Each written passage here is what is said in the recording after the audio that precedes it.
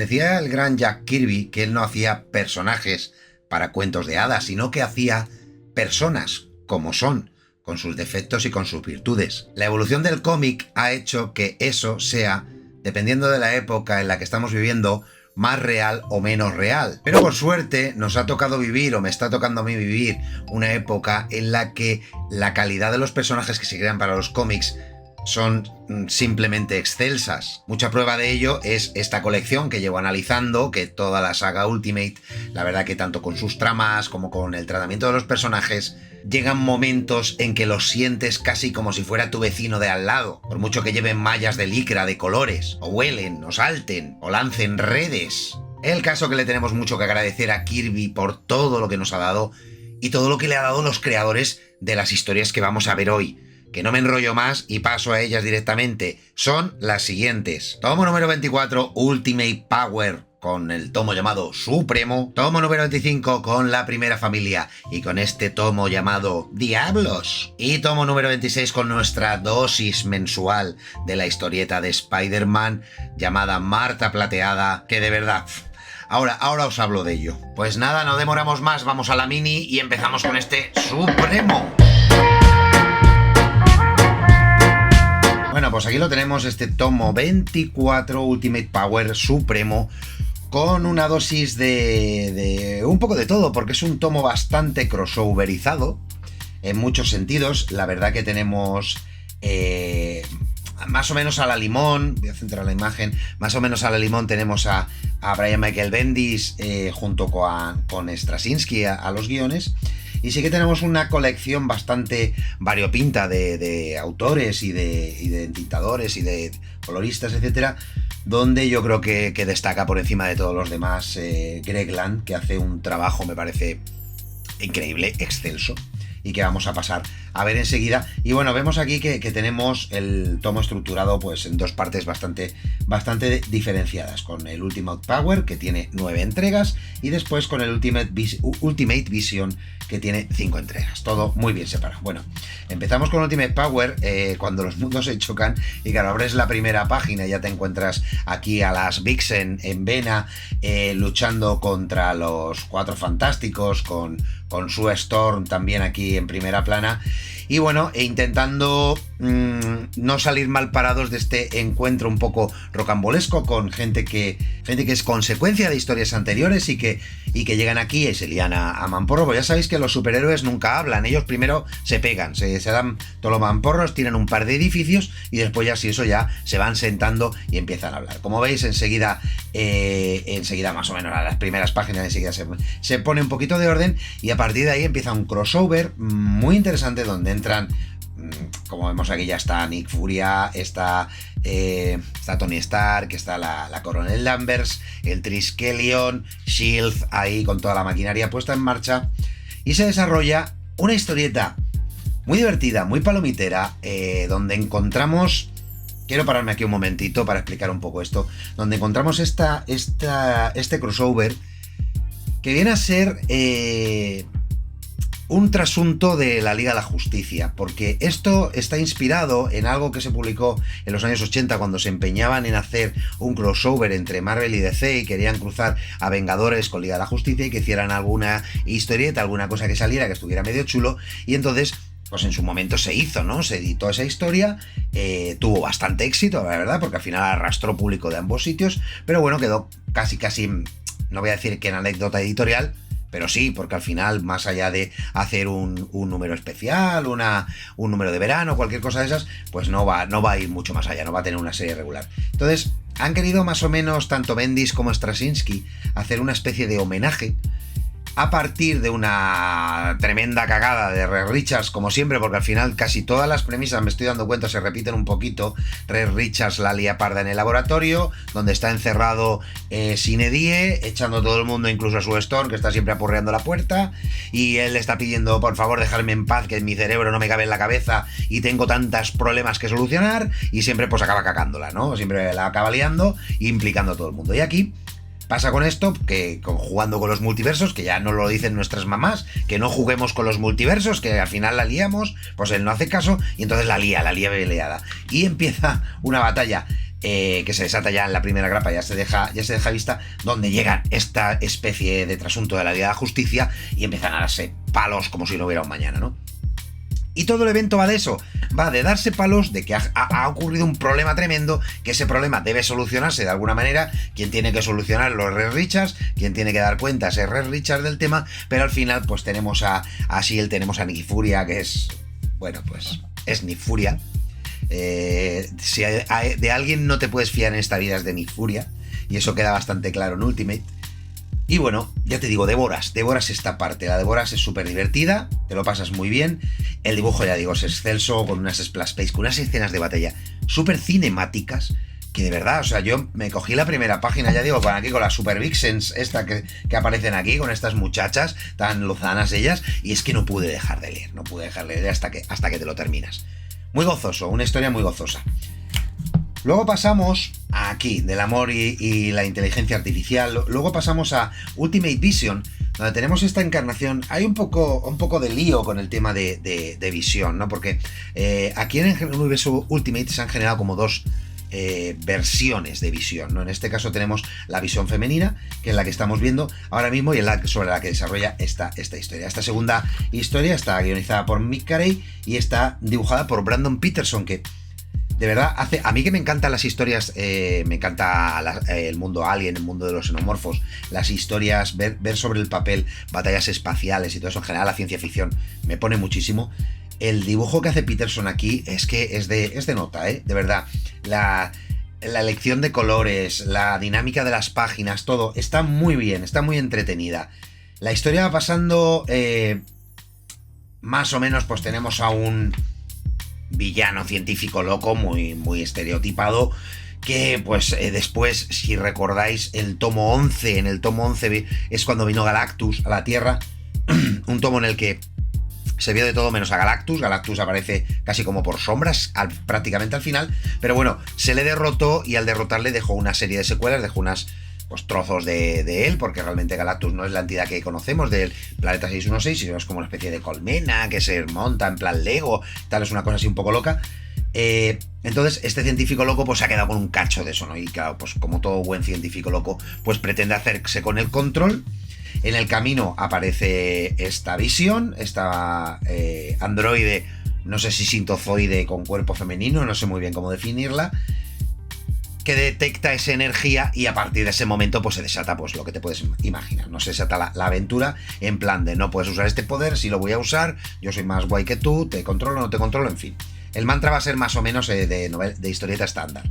No hay grandes giros, sino todo es bastante, no voy a decir predecible, pero más o menos cumple con lo que tiene que cumplir, o sea, cumple con las normas de la historia, o sea, sabes que cómo se presenta el entuerto, sabes cómo se va a desarrollar y más o menos puedes intuir cómo va a ir el desenlace, aunque tiene cosas bastante sorprendentes al final del desenlace, lo cual lo hace interesante. Y ya digo, el dibujo de Peterson muy bien, el coloreado me encanta cómo se consigue captar la esencia de una nave espacial en todos sus tomos y por supuesto el diseño así en dorado de esta visión, de esta versión femenina de Visión. La verdad que lo hace entrañable, lo hace muy interesante, lo hace muy divertido. En general, ya digo, un tomo, mirad que splash page es lo que estoy diciendo, o sea, las recreaciones espaciales, la verdad que son una gozada, son muy buenas, muy divertidas. Y en general, es un tomo muy entretenido, que no aporta tampoco excesiva continuidad, ¿no? Es un poco... va a pasar esto un poco más, ¿no? Hoy, en el vídeo de hoy lo vas a ver más. Pero bueno, que más o menos sí que cierra cabos con respecto a lo de Galactus, ata algunas cosillas y todo eso, pero podríamos decir que esto Visión es como una especie de continuación o pseudo continuación. Pero tampoco es una continuación al uso, no va por ahí, ¿no? Sino más bien como un spin-off, ¿no? Está relacionado de alguna manera porque sale un cacho Galactus, ¿no? Entonces es un poquito así, no es porque realmente aquí el aporte de los Ultimates es nulo, en fin, es más una historia, pues eso, de Visión para presentarte este personaje y una especie de isla, ¿no? Es como una isla en medio de un océano que no sabemos si vamos a continuar con más historias de Visión o simplemente pues había que cubrir cuota de personaje y pues bueno, pues ya está cubierta. Bueno, con todo y con eso ya digo, es un tomo en el cual Bien es cierto que hace poco en un comentario me dieron un toque con respecto a las notas y la verdad que no le faltaba razón. Y yo soy una persona, creo que trato de tener la máxima humildad cuando doy notas y me parece que estaba viniéndome un pelín arriba con el tema de las notas. Y hay historietas que merecen notas de 4, 4,5 y demás. Pero deben ser historietas especiales, ¿no? En concreto, esta es una historia divertida, entretenida, te lo pasas bien, pero es digna merecedora de un 3. Ni frío ni calor, un poquito mejor, un 2,5 sería un 5, un 3 estaríamos en el territorio de un bien bajo, bien medio más o menos. Yo creo que el 3 es la nota perfecta para este tomo. Pasamos a Diablos, de la primera familia de los Ultimate Fantastic Four, con esta portada que tenemos aquí, con esta cara de que ya lo comenté en el grupo de WhatsApp, en el grupo de Telegram, perdón, comenté la cara que tiene Sue Storm aquí, que parece, no sé, entre estreñida y cara de Joker, ¿no? Si la pintas de blanco parece el Joker. Y bueno, tomo de historias. Por cierto, una cosa que tengo que decir de los tomos, estos 3 tomos son muy, muy gordos, tienen muchísimas páginas, ha habido que leer mucho en estos 3 tomos, lo cual es fantástico, me encanta, cuanto más gordo sea un tomo mejor, siempre. Y bueno, llegamos aquí a un tomo guionizado en su totalidad por Mike Carey, lo cual es bueno porque le da una continuidad a todo el tomo. Continuidad que no existe en las historias, puesto que son historias sueltas, no son las típicas historietas que tenemos siempre en las colecciones regulares, entre grandes eventos, que tienes pues 2 o 3 números que se dedica a una cosa, 3 o 4 que se dedica a otra, siempre hay una pequeña píldora de continuidad que más o menos te marca, sobre todo la línea temporal entre las historias, te va comentando algo de lo que ha ocurrido, de lo que va ocurriendo, de lo que va pasando, en fin, pero lo que es en sí las historias son bastante correctas, bastante entretenidas, y tenemos pues Ultimate X4, donde tenemos que la primera de ellas, donde tenemos pues un dibujo a cargo de, en este caso, de Pascual Ferry.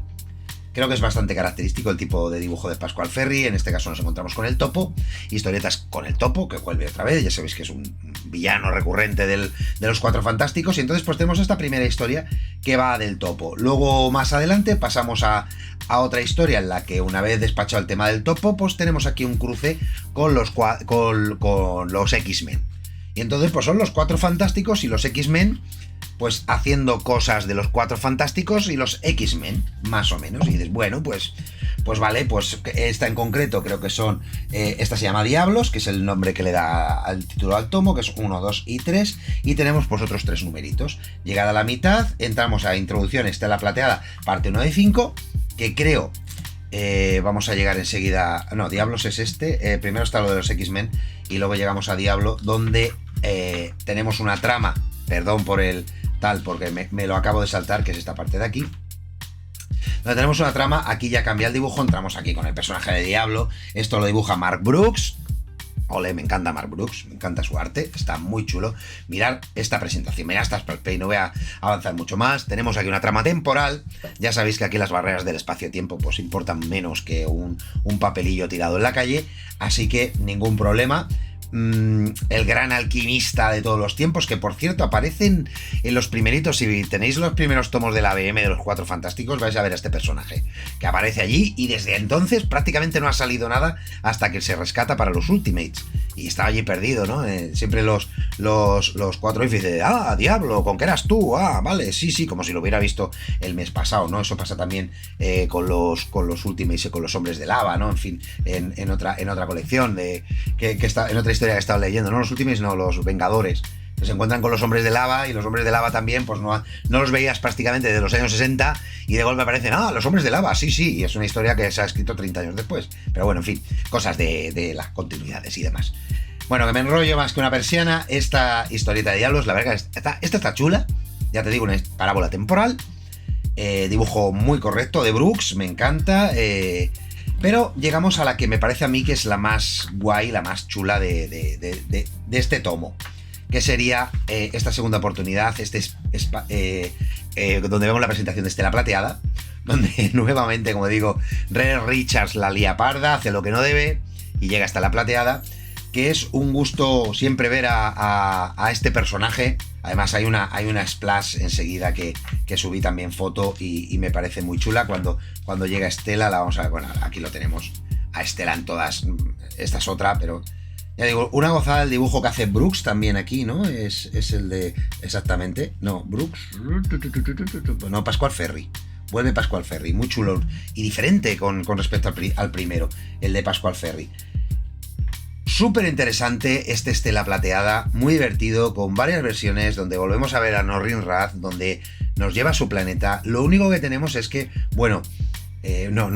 esto tal vez no lo desvele porque sería un poquito spoiler, pero bueno, no está a las órdenes de Galactus, solo voy a decir eso, que no está a las órdenes de Galactus, y bueno, eso como, no voy a decir que desluce, porque realmente sería injusto decir que desluce la historia, pero sí que le baja un poco, le baja un pelín de quilates el que no obedezca a Galactus, pero bueno, en general ya digo, es la saga más larga, tiene 5 números, y después pasamos a Fantasmas, que es la última historia. Esta historia que la vuelve a dibujar Mark Brooks también, que me ha gustado también bastante. Es muy entretenida porque aquí, bueno, Sue Storm es secuestrada, se la llevan a Siberia.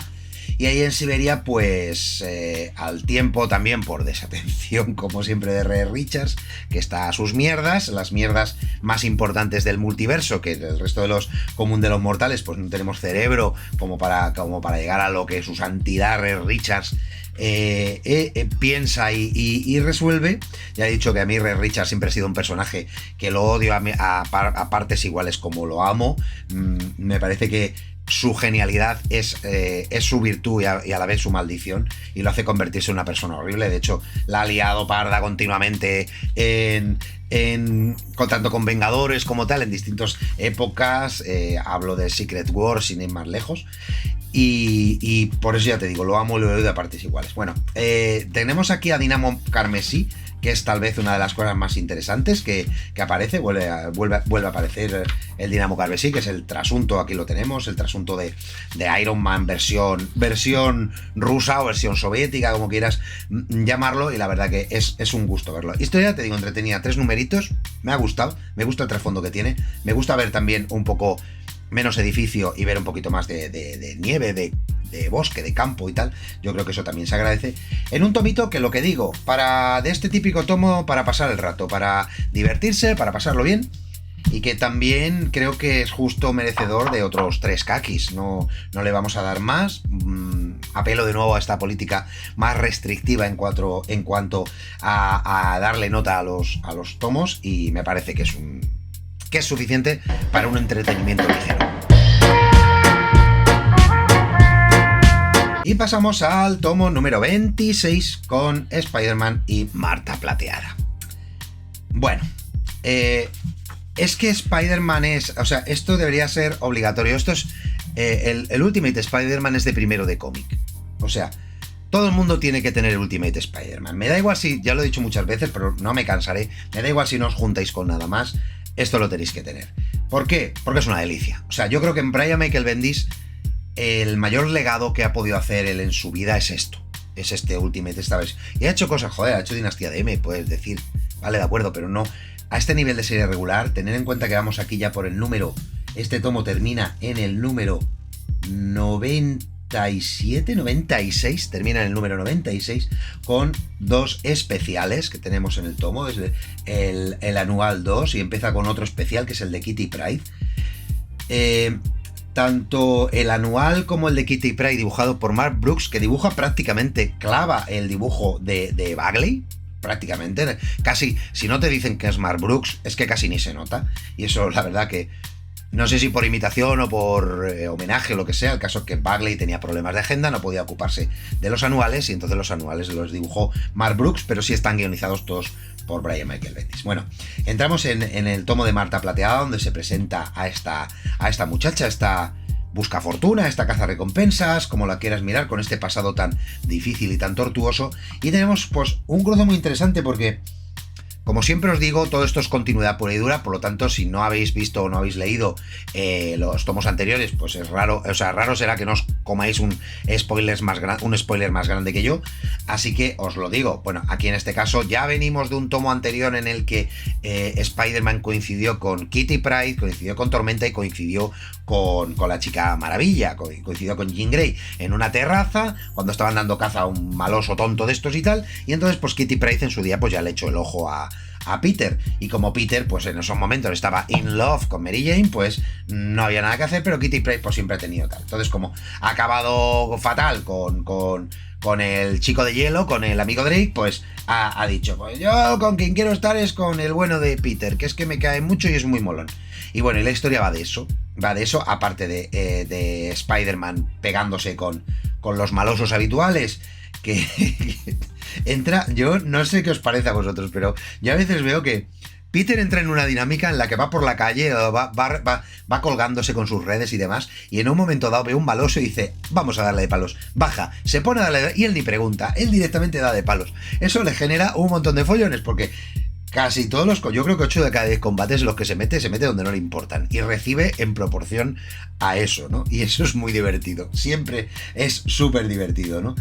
Pero bueno, siempre termina saliendo de los entuertos, y la verdad, el tomo va mucho de eso, va mucho de la historia del romance entre Kitty y Peter, lo cual es que es súper cookie, es que los dos son tan monos. Luego tenemos a Mary Jane en plan chica despechada. Es que el triángulo amoroso no para. Como ya no tenemos a Gwen por aquí, pues ahora entra Kitty. Eso Brian Michael Bendis, la verdad que lo hace súper bien.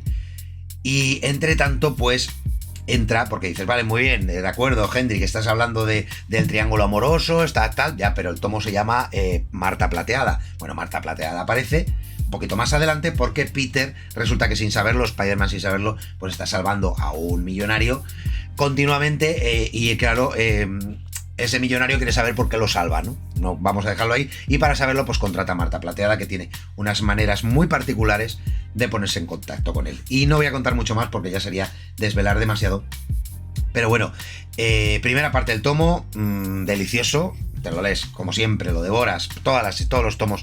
Igual que con el resto del tomo suelo hacer paradas, suelo leérmelo un par de veces o 3 veces y tal. Yo cuando cojo el de Spider-Man, yo sé que me lo cojo con tiempo porque es empezar y acabarlo. O sea, yo el tomo me lo acabo del tirón, siempre me pasa. Y la verdad que es muy gozoso. Bueno, luego tenemos la segunda parte de esta historia, en la cual, pues, viene a continuación del último tomo de los X-Men, en la cual los X-Men fueron llevados, no sé si os acordáis, que fueron llevados a la isla de Krakoa y los echaron ahí en una especie de Battle Royale que era firmado por Mojo, que les hacía la vida imposible y quería cargárselos, y en fin, parece que hay alguien de la Deep Web y de la no Deep Web pagando por ver cómo matan, porque es un tema de odio puro y duro, es un delito de odio flagrante contra los mutantes, y la verdad es que no paran. Y en esta ocasión pues ocurre, solo que hacemos la presentación en sociedad de un personaje que hasta la fecha no había salido en Ultimate, que no es otro que Masacre. Y aquí ya tenemos a Wade Wilson, tenemos a Deathpool, como lo queráis llamar. Ya sabéis que aquí en España pues se llama Masacre. Es Deathpool, el amigo Wade Wilson, que bueno, aquí es Wade Wilson, pero no el Wade Wilson que nos tienen acostumbrados en los últimos tiempos, sino la versión más bizarra de Wade Wilson, ¿no? Entonces además colabora, en fin, con todo el tema de la isla de Krakoa y demás, y se ve toda la Patrulla X, la joven Patrulla X, junto con Spider-Man, se ve arrastrado a la isla de Krakoa a ver cómo se las apañan ahí. La verdad que la historia es frenética, los combates son frenéticos, el arte de Bagley al principio yo tuve mis reticencias, pero es perfecto, la verdad es que me gusta muchísimo. Y todo esto desemboca, esta historia, en el anual final que tenemos aquí, con la presentación también en sociedad de otro gran personaje. Como podéis saber, aquí este tío con los colmillos, ¿no os suena? Pero además aquí tenemos presentación por partida doble en probablemente la historia más oscura que he visto yo hasta la fecha en todos los Ultimate, ¿no? Porque tenemos a Morbius, que aparece aquí, y tenemos a Blade. ¿Lo veis aquí? Este es Blade. Aparece muy poquito, nada más que al principio, ya os lo digo. No sé si saldrá más adelante, pero de momento tal. Pero Morbius sí que es un poquito más recurrente, porque la historia va de él. La verdad es que Y perdonadme, pero estoy diciendo que es el anual y el anual no es Morbius 1 Morbius 2, perdonadme. El anual viene ahora, tiene un pequeño ahí de cruce de historietas. Esto es Morbius 1 y Morbius 2. Son dos grapitas donde se hace la presentación del personaje. Se presenta en sociedad, pues que en la Marvel hay vampiros, igual que hay, pues en fin, viajes en el tiempo, y hay brujas, y hay demonios, y hay de todo, ¿no? De todo. Aquí cabe absolutamente todos los mitos y leyendas habidos, y hay dioses, y hay, en fin, de todo. Pues también hay vampiros. Y hombres lobo, etcétera. Y presentación, ya te digo, en sociedad, antes de ahora sí pasar al anual, que como podéis ver aquí en la portada, pues vamos a tener a Daredevil, vamos a tener a The Punisher y vamos a tener, por supuesto, a Spider-Man y vamos a tener a algunos que otros más. Alguna sorpresilla que la dejamos ahí para el final. Muy bien, porque cierran un tema muy interesante en este anual, cierran un tema muy interesante que estaba abierto y que se abrió. No sabría deciros ahora si hace 2 tomos de Spider-Man, con un triángulo entre Spider-Man, con un tema entre Spider-Man y Kingpin. Aquí se cierra y esa es realmente la virtud de este anual, ¿no? Que cerramos ese tema, ¿no? Esa puerta se cierra y se abre una ventana, por supuesto, porque siempre que se abre una puerta, se cierra una puerta, se abre una ventana. Trepidante, entretenido. Y yo creo que a partir de aquí, de este tomo, mucho me equivoco, pero lo veremos en el siguiente, a partir de este tomo, Spider-Man ha subido de nivel. Ya ha dejado las ligas menores, ya ha dejado las ligas de alevines y automáticamente ha pasado al siguiente nivel. Y eso no lo voy a explicar, os lo cogéis y os lo leéis. Porque o mal lo he entendido yo, o lo que pasa al final es eso, ni más ni menos. Así que no cuento más, ya he contado mucho. Este tomo de Marta Plateada, por supuesto, esto no baja de 4 kakis, no baja. Con notas ajustadas incluso, sigue mereciéndose porque ya digo que para mí esto es una gozada, lo es tomo tras tomo, el nivel sigue alto, prácticamente hemos llegado a 100 números y sigue altísimo. Una delicia, chicos, una auténtica delicia. Pues nada, aquí están los 3 tomitos y una pregunta que os hago, esta que veis aquí, esta, la acerco un poquito más, esta, ¿quién creéis que es? ¿Jean Grey o la Viuda Negra? Yo lo dejo ahí, ponedmelo en un comentario, a ver qué os parece. Yo creo que es